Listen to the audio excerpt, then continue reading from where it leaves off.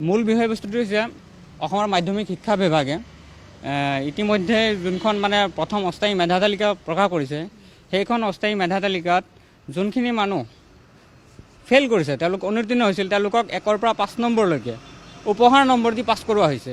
সেই পাছ কৰা প্ৰাৰ্থীখিনি আজি মেধা তালিকাত অন্তৰ্ভুক্ত হৈছে।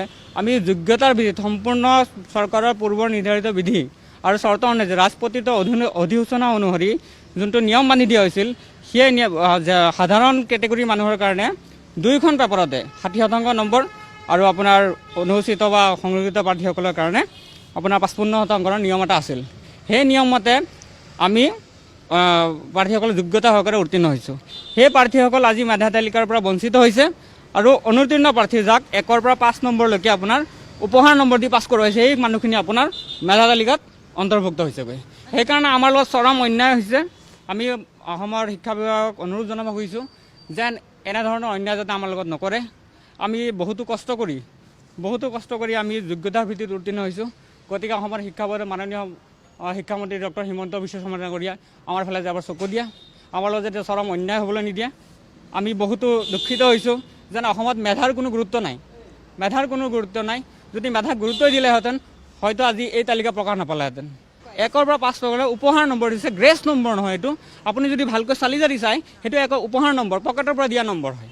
ইতিমধ্যে মেধা তালিকাত তেওঁলোকৰ নাম আহি গৈছে, হয়তো তেওঁলোকে পৰৱৰ্তী পৰ্যায়ত চাকৰি পাব। আৰু যোগ্যতাৰ ভিত্তিত যোনখিনি উত্তীৰ্ণ হৈছে প্ৰায় সংখ্যক প্ৰাৰ্থীয়ে মেধা তালিকাৰ পৰা বাহিৰ হৈ গৈছে। বিভাগীয় কৰ্তৃপক্ষই কিয় এনেকৈ সিদ্ধান্ত গ্ৰহণ কৰিলে? অসমত চাওক, অসমত আমি মাননীয় মুখ্যমন্ত্ৰী ডাঙৰীয়া সদায় কৈ আহিছে যোগ্যতা আৰু মেধাৰ ভিত্তিত নিযুক্তি। যদি সঁচাকৈ যোগ্যতা আৰু মেধাৰ ভিত্তিক নিযুক্তি হৈ থাকে তেনেহ'লে আমি বঞ্চিত কেতিয়াও নহওঁ। যদি যোগ্যতাক প্ৰাধান্য দিয়ে তেনেহ'লে আমি কেতিয়াও বঞ্চিত নহওঁ। আপুনি যদি 1ৰ পৰা 5 মাৰ্কলৈকে যদি উপহাৰ নম্বৰ দি মানুহ এজনক যোনখিনি মানুহ ফেইল কৰিছে সেইখিনি মানুহক যদি আপুনি উত্তীৰ্ণ কৰাই পেলাই আপুনি মেধা তালিকাত অন্তৰ্ভুক্ত কৰিব খুজিছে তেতিয়াহ'লে আমাৰ লগত চৰম অন্যায় হৈছে। আমি যোগ্যতাৰে উত্তীৰ্ণ হৈ আজি ৰাজপথত নামিব লগা হৈছে। ইয়াতকৈ চৰম পৰিতাপৰ কথা আৰু একো নাই। মেধা আৰু যোগ্যতাৰ ভিত্তিত পাছ কৰা কেণ্ডিডেটৰ প্ৰাৰ্থীৰ সংখ্যা হ'ল 7,417 জন আৰু আমাৰ পদৰ সংখ্যা আছে 5,746 জন। এতিয়া কথাটো হ'ল যে গোটেইখিনি যদি মেধাৰ ভিত্তিতো যদি দিয়া হ'লে হয় তথাপি 2,000 মেধাৰ ভিত্তিত কেণ্ডিডেট চাকৰি নাপায়। তো সেই সময়ত মানে উপহাৰ নম্বৰ দিয়াৰ কোনো অৰ্থই নাই। সেইটো একেবাৰে যুক্তিসংগত নহয়, কেতিয়াও সেইটো আমি মানি ল'ব নোৱাৰোঁ। গতিকে হয়তো বিভাগীয় কৰ্তৃপক্ষই কৰিছে বুলি আমি সন্দেহ কৰিছোঁ। গতিকে এই ক্ষেত্ৰত মই ক'ব বিচাৰোঁ যে আমাৰ শিক্ষামন্ত্ৰী ডাঙৰীয়াক যাতে এই ক্ষেত্ৰত অলপ গুৰুত্ব প্ৰদান কৰে আৰু মেধাৰ যিটো আগৰ পৰা প্ৰাধান্য দিয়া হৈছে প্ৰাধান্যটো দিয়ক, এইখিনি আমি অনুৰোধ জনাইছোঁ শিক্ষামন্ত্ৰী ডাঙৰীয়াক। বিভাগৰ লগত আমি একেবাৰে প্ৰথমৰ পৰা কথা পাতি আছোঁ যে এইটো আমাৰ লগত অন্যায় হৈ আছে, অবিচাৰ হৈ আছে, আপোনালোকে এইটো মানে চালি জাৰি চাব। কিন্তু বিভাগে আমাক কেতিয়াও গুৰুত্ব দেখা গৈছে। কাৰণ যোগ্যতা আৰু মেধাৰ ভিত্তিত উত্তীৰ্ণ হোৱা প্ৰাৰ্থীসকল আজি সংবাদমেল আয়োজন কৰি অসমৰ ৰাইজক জনাব লগা হৈ আছে যে তেওঁলোক বঞ্চিত হৈছে।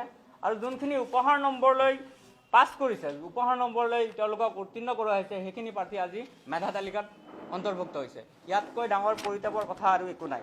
অসমত যদি সঁচাকৈ যোগ্যতা আৰু মেধাৰ ভিত্তিত নিযুক্তি দিয়া হয় তেনেহ'লে আজি এইটো পৰ্যায় আমাৰ নাহিলেহেঁতেন।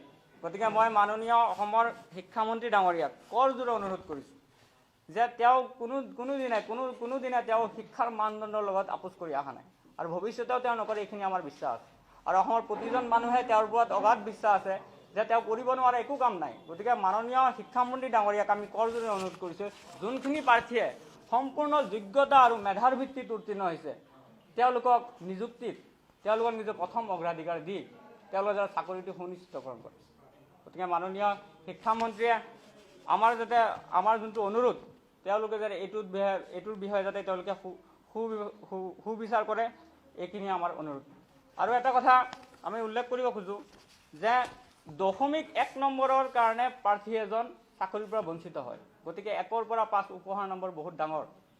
1ৰ পৰা 5 উপহাৰ নম্বৰ দিয়াৰ লগে লগেই আমাৰ মাজতে এনেকুৱা বহুত প্ৰাৰ্থী আছে যোনকেইজন প্ৰাৰ্থী আজি বয়সৰ ঊৰ্ধসীমা অতিক্ৰম কৰা উপক্ৰম হৈছে। গতিকে সেইখিনি প্ৰাৰ্থীৰ মুখলৈ চাই সেইখিনি প্ৰাৰ্থীৰ জীৱনৰ নিৰাপত্তাৰ প্ৰতি লক্ষ্য ৰাখি যে ভৱিষ্যতে তেওঁলোকে আৰু চাকৰি নাপায় যদি বয়সৰ সীমা অতিক্ৰম কৰে। গতিকে মই মাননীয় মুখ্যমন্ত্ৰী আৰু শিক্ষামন্ত্ৰী মহোদয়ক অনুৰোধ কৰিছোঁ যাতে তেওঁলোকে যোগ্যতাক প্ৰাধান্য দিয়ে আৰু গ্ৰেছৰ অপসংস্কৃতি অসমৰ শিক্ষা জগতৰ পৰা পুলিয়ে পোখাই যাতে উৎখাত কৰে আৰু ভৱিষ্যত প্ৰজন্মক এক সুৰাস্তা প্ৰদান কৰে তাৰ বাবে অনুৰোধ জনাইছোঁ। আমি এইখিনিয়ে কৈছোঁ যেন আমি যোগ্যতাৰ ভিত্তিত উত্তীৰ্ণ হোৱা প্ৰাৰ্থী, যোগ্যতাৰ ভিত্তিত উত্তীৰ্ণ হয় আজি আমাৰ এইখিনি পৰ্যায় অহাটো অতিকৈ পৰিতাপৰ কথা। গতিকে অসমৰ শিক্ষামন্ত্ৰী মহোদয় এই বিষয়ে যাতে এটা উচিত পদক্ষেপ গ্ৰহণ কৰে আৰু বিভাগীয় কৰ্তৃপক্ষক যাতে আমাৰ লগত যাতে অন্যায় কৰিব নোৱাৰে তাৰ বাবে তেওঁ কঠোৰ পদক্ষেপ যাতে গ্ৰহণ কৰে। নাম্বাৰছ অফ কেণ্ডিডেট যিটো আছিলে ভেকেঞ্চি হিচাপত মানে ভেকেঞ্চি যিমানটা ভেকেঞ্চি আহিছিলে এডভাৰটাইজমেণ্টত সেইটো আছিলে টোটেল নাম্বাৰছত 5746 5746টা ভেকেঞ্চি আহিছিলে। আৰু এই ভেকেঞ্চি লিষ্টত যিটো মানে প্ৰভিজনেল মেৰিট লিষ্ট এটা ওলালে, এই প্ৰভিজনেল মেৰিট লিষ্টত মোৰ দেন 65% গ্ৰেছ লোৱা কেণ্ডিডেটে পাইছে। আৰু তাৰ প্ৰমাণ হিচাপে আমাৰ ইয়াতে প্ৰমাণো আছে, আপোনালোকে এইবিলাক চাব পাৰে। এখেত হৈছে ছানৱাৰ হুছেইন আৰু এওঁ 57+3 গ্ৰেছ মাৰ্ক পাইছে। এওঁ মানে অৰিজিনেলি এওঁ ফেইল কেণ্ডিডেট, 3 মাৰ্ক দিয়াৰ কাৰণে তেওঁ মানে গ্ৰেছত সোমাই টেট পাছ হিচাপে ওলাই গ'ল মাৰ্কশ্বিটটো। কিন্তু চাওক এইজন গ্ৰেছ কেণ্ডিডেট মেৰিটত পাছ কৰা নাই আৰু তেওঁৰ নামটো এইখন চিলেক্টেড যিখন প্ৰভিজনেল লিষ্ট তাত ওলাইছে। এইটো ধুবুৰী ডিষ্ট্ৰিক্টত চাওক, এইজন ছানৱাৰ হুছেইন এওঁৰ নামটো কিন্তু আহি গৈছে। গতিকে এনেকুৱা ধৰণৰ প্ৰায় 70% গ্ৰেছ পোৱা কেণ্ডিডেট মেৰিট লিষ্টত সোমাইছে। গতিকে এইটো আমাৰ কাৰণে বহুত দুখ লগা বিষয়। সেইকাৰণে মই অনুৰোধ কৰিছোঁ শিক্ষামন্ত্ৰী মহোদয়ে যেন এইখিনি বস্তু চাই আৰু বিভাগীয়